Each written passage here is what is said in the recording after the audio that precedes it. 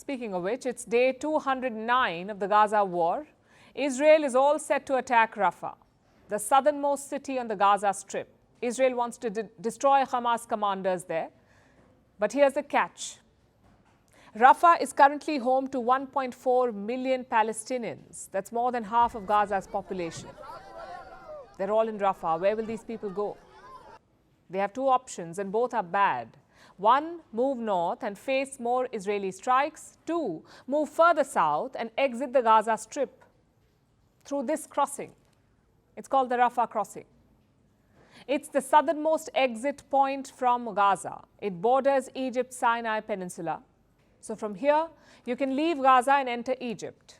Now, Gaza has a total of 7 crossings or exit points. Right now, Rafah is the only one that's open, and aid goes in through it, and Palestinians leave through it, the Rafah crossing.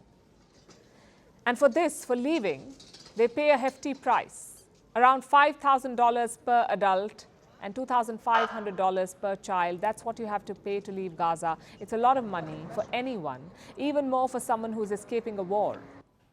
And who is charging this money? An Egyptian firm. This is what a report says, a firm called Hala Consulting and Tourism Services, owned by an influential Egyptian businessman, who also happens to be an ally of President Abdel Fattah al-Sisi, the Egyptian president. This firm first started its services in February. Before that, there were a lot of intermediaries helping people leave Gaza, and they too were charging a lot of money, close to $11,000 per adult. That's what they were charging. Now, this firm was brought in to standardize the rates. Its first so-called VIP service was in February this year, and now they have a monopoly over it. Anyone who wants to leave Gaza and enter Egypt must do so through this firm. Needless to say, their profits have skyrocketed. $21 million in February, $39 million in March, and $58 million in the month of April. So last month, the company is said to have earned an average of $2 million a day. At this rate, they'll earn close to $500 million by the end of this year. We can only hope that the war ends before that. Before the war, Hala charged people $350 to leave Gaza. Now they charge $5,000. That's a 14-fold increase. Cairo was asked about this profiteering, about companies making money off the misery of Gazans. It has rubbished all such reports. But there's no denying that the war economy is booming, and this Egyptian firm is not the only one benefiting. There are others smuggling humanitarian aid. Tons of aid is being sent into Gaza from all over the world. It is meant for the people trapped in the war zone. It's meant for ordinary citizens.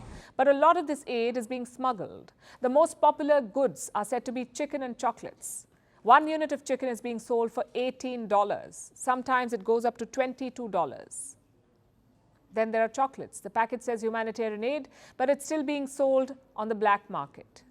These markets are controlled by Palestinian gangs. They use muscle power. They offer warehouses to NGOs and protection to aid trucks. In exchange, they siphon off the aid. Some even steal from homes.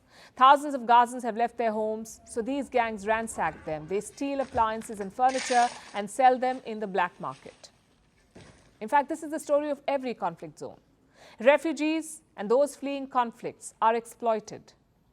You may remember the Afghan refugees leaving Pakistan. They were charged $830 in exit fees.